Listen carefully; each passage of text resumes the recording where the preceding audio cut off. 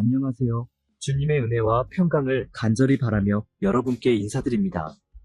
오늘은 정말 교회라고 부르기 어려울 정도로 본질에서 벗어난 교회들에 대한 경고의 말씀을 드리려 합니다. 교회는 예수 그리스도의 몸이자 성도들의 영적 가정입니다. 그러나 간혹 복음의 핵심을 저버리고 사람들의 영혼을 오히려 무너뜨리는 모습으로 변질된 곳도 있음을 우리는 부인할 수 없습니다. 물론 완벽한 교회는 없습니다. 교회 안의 모든 사람도 여전히 연약하기 때문이죠. 그럼에도 불구하고 우리의 영혼을 심각하게 위협하거나 신앙을 왜곡시키는 교회를 그대로 방치할 수는 없습니다. 오늘 소개해드릴 5가지 유형은 그 위험이 극도로 커진 교회에서 나타나는 전형적인 징후들입니다. 만약 여기에 해당하는 모습을 여러분이 발견하셨다면 단호하게 결단하셔야 할 때가 왔을지도 모릅니다. 첫 번째로 경계해야 할 유형은 극단적 번영주의입니다. 성경에도 분명 하나님께서 우리의 필요를 채우시고 때로는 물질적 축복을 허락하신다는 내용이 나옵니다. 아브라함이나 욥, 솔로몬처럼 큰 재물을 누렸던 인물들도 있죠. 하지만 문제가 되는 경우는 교회가 복음의 본질 대신에 세상적 성공, 재정적 풍요, 출세만을 지나치게 부각할 때입니다. 만약 예배와 설교, 심지어 교회 내 프로그램까지도 어떻게 하면 부자가 될 수 있나로 초점이 맞춰져 있고 회개나 거룩, 섬김, 그리고 십자가의 희생 같은 본질적 가치는 거의 다루지 않는다면 이미 큰 문제가 일어난 것입니다. 예수님께서는 마태복음 21장 13절에서 내 집은 기도하는 집이라 불려야 한다 고 선언하셨지, 돈을 버는 기술을 알려주는 곳이라고 하시지 않았습니다. 더욱이 이러한 번영주의 교회들은 종종 헌금을 투자 혹은 배가 되는 재물 창출법처럼 가르칩니다. 헌신과 예배는 어디로 가고 물질적 부를 위한 일종의 거래 관계만 남아있다면 그 교회는 이미 하나님의 영광보다 자신의 유익을 더 추구하고 있는 것이죠. 만약 매주 말씀의 초점이 어떻게 더 성공할 것인가에만 맞춰져 있고 기도와 회개, 성결함, 그리고 우리의 영혼 구원에 대한 메시지는 거의 들려오지 않는다면 영혼이 점점 메말라갈 수밖에 없습니다. 그런 교회에서는 주님과의 인격적 관계가 자라나기 어려울 것입니다. 이 사실을 분별하시고 스스로 깨어있는 선택을 하시기를 권면드립니다. 두 번째 유형은 이른바 시커 프렌들리로 대변되는 복음의 본질을 세상적 흐름에 맞춰 희석시켜버리는 교회입니다. 원래 시커 프렌들리라는 개념은 교회에 처음 나오는 사람들에게 장벽을 낮추어 편안하고 친근한 분위기를 조성하는 취지로 시작되었습니다. 그 시작 자체가 나쁜 것이라 말하기는 어렵습니다. 문제는 어떤 교회가 이 방향을 지나치게 밀고 나가서 사람들에게 인기를 얻기 위해서라면 죄나 심판, 거룩함 같은 중요한 주제는 철저히 배제해버린다는 데 있습니다. 그래서 죄와 심판에 대해 말하지 않으니 죄책감이나 회개가 일어나지 않습니다. 십자가의 도를 제대로 가르치지 않으니 구원의 감격이나 믿음의 진정성이 희미해집니다. 대신 세상과 다를 바 없는 재미있는 프로그램과 눈길을 끄는 이벤트가 매주 펼쳐지고 오직 모든 사람에게 즐거운 장소가 되고자 애쓰는 모습만 남게 됩니다. 더 심각한 것은 교회가 유명인을 영입하거나 세상의 가십거리로 삼아 홍보함으로써 우리는 세상과 다르지 않아라는 메시지를 더욱 강화한다는 겁니다. 물론 유명인이 교회에 오는 것은 잘못이 아닙니다.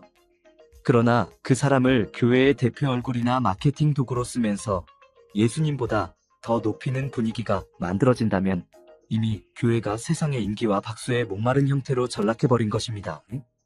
그런 교회에 오래 머무르면 복음의 핵심인 십자가의 능력과 죄사함의 은혜, 회개와 거룩함을 경험하기가 어려워집니다. 화려한 무대와 흥미로운 쇼는 마음을 즐겁게 해줄 수 있지만 영혼을 구원하거나 성령의 역사로 이끌지는 못합니다. 교회가 사람들의 취향에만 초점을 맞추는 순간 우리는 경건의 능력을 상실하게 됩니다. 여러분이 다니는 교회에서 오직 예수님이 아니라 인기, 세상적 트렌드, 연예인 동원이 주 무기가 되고 있다면 지금이 바로 영적 분별을 발휘해야 할 시점입니다. 세 번째 유형은 목회자 우상화입니다. 오늘날 SNS나 유튜브 등 미디어가 활발해지면서 일부 목회자들은 자신을 연예인처럼 포장하고 성도들 역시 그러한 문화를 당연하게 받아들이는 경우가 늘어났습니다. 목회자는 분명 교회에서 귀중한 직분이지만 예수님을 대신하는 자리는 결코 아닙니다. 사도행전 10장 2526절을 보면 고넬료가 베드로를 맞이하며 엎드려 절을 하려고 할 때 베드로는 일어서라 나도 사람이라고 말하며 극진히 거절했습니다. 성경에 나오는 모든 사도와 선지자들은 자신을 절대 예배의 대상, 숭배의 대상으로 삼지 않았습니다. 그러나 오늘날 어떤 교회에서는 목사 한 사람을 실질적인 왕이나 구원자처럼 높이는 모습이 보입니다. 교회 공식 행사마다 목사의 이름과 사진을 메인으로 전시하고 목사님 말씀이 곧 하나님의 말씀이라며 비판이나 질문을 허용하지 않습니다. 혹은 성도들이 목사의 뒤를 따라 줄을 서서 목사님 한 번만 만져달라고 애원하거나 심지어 바닥에 옷을 깔아주며 경배하듯 행동하는 경우까지 목격됩니다.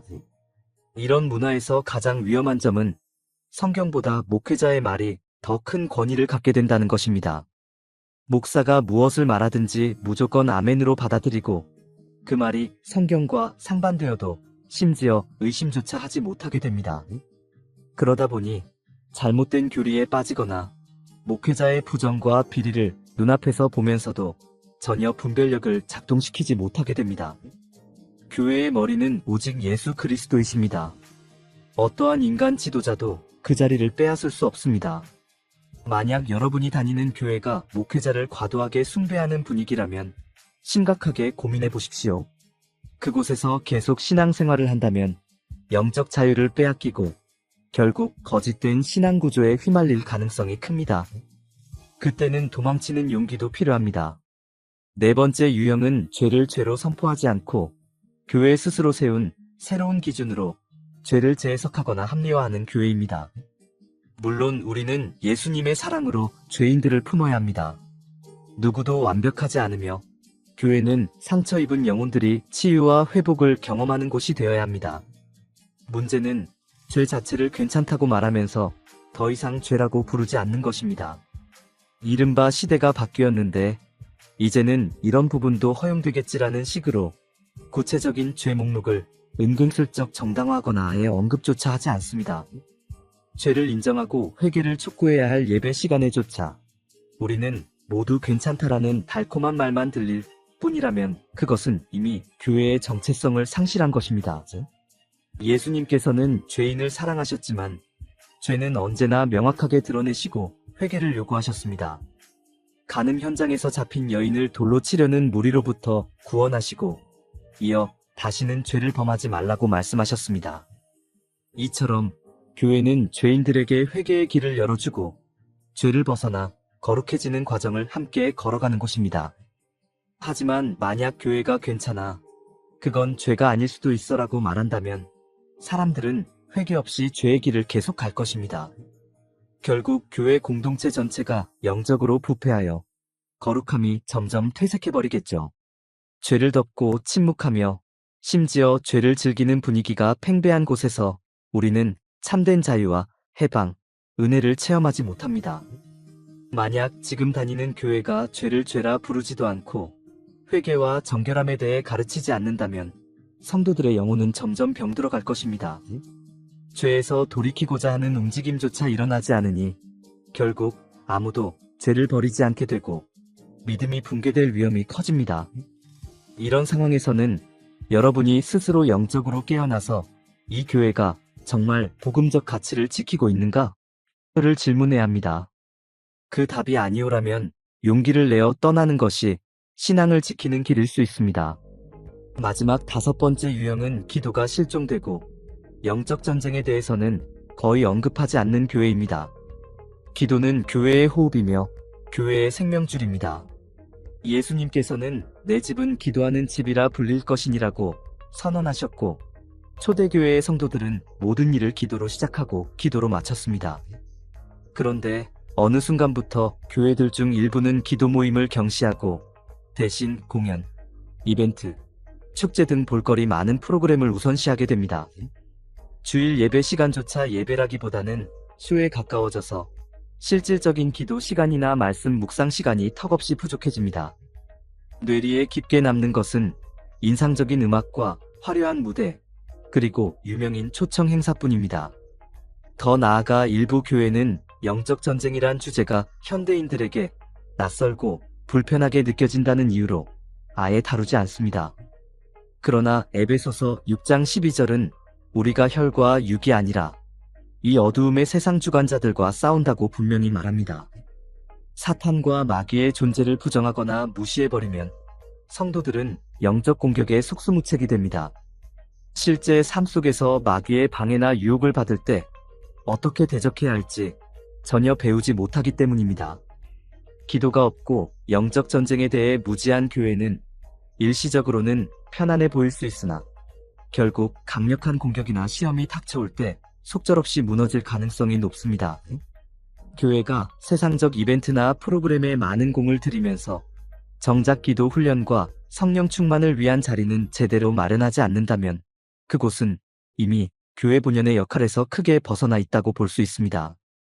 오늘 이 5가지 유형을 다루면서 마음 한편이 무거울 수도 있습니다. 내가 다니는 교회가 이런 모습은 아닐까? 하는 걱정이 든다면 우선 기도하시면서 성령께 도움을 구하셔야 합니다. 그리고 교회의 변화를 요청하거나 혹은 이미 돌이킬 수 없을 정도로 본질에서 멀어졌다면 더 늦기 전에 영혼을 지키기 위한 결단을 내리셔야 합니다. 도망친다는 표현은 결코 교회를 싫어하거나 배척하는 행동을 의미하지 않습니다. 오히려 주님을 사랑하기 때문에 진리를 사수하기 위해 지금의 잘못된 시스템이나 분위기를 용납하지 않겠다는 의지의 표현입니다. 우리는 결국 예수님을 따르는 자들이지 특정 교회 구조나 인간 지도자에게 종속되는 존재가 아닙니다. 하나님께서는 각 사람에게 소중한 영적 자유와 분별력을 주셨습니다. 교회가 바르지 않은 길로 치우쳐갔을 때 스스로를 돌아보고 다시 주님께 나아갈 선택을 하라고 말입니다. 내가 오래 다녔는데 섣불리 떠날 수 없다라는 인간적 정 때문에 신앙의 본질을 잃어버린다면 그것이야말로 더 큰 손실입니다. 오늘의 메시지가 여러분에게 경각심과 동시에 위로가 되길 바랍니다. 혹시라도 지금 어려운 결정을 앞두고 계신 분이 있다면 두려워하지 마십시오. 하나님께서는 진실로 주님을 찾고자 하는 영혼을 절대 외면하지 않으십니다. 실제로 바르고 건강한 교회들도 많이 존재하며 그곳에서 회복과 은혜를 경험할 수 있으리라 믿습니다. 오직 예수 그리스도가 우리의 길이요, 진리요, 생명입니다. 그분만이 우리의 신앙의 기준이자 교회의 중심이어야 합니다. 복음의 본질과 기도의 능력, 거룩을 추구하는 교회를 찾으신다면 반드시 주님께서 인도하실 것입니다. 시청해주셔서 감사합니다. 이 영상이 도움이 되셨다면 성경듣기 채널을 구독하시고 좋아요를 눌러주세요. 그리고 알림 설정을 통해 계속해서 말씀의 은혜를 나누시고 예수님의 복음 전파를 위해 주변 분들과 당신이 구원을 원하는 모든 사람들에게도 공유해 주시길 부탁드립니다. 교회에 대해 고민하는 분들에게 이 영상이 작은 가이드가 될 수 있기를 소망합니다. 주님께서 여러분 모두를 진리와 은혜 안에 굳게 세워주시기를 기도합니다. 언제나 승리하시고 온전한 예배자로 살아가시길 축복합니다. 아멘.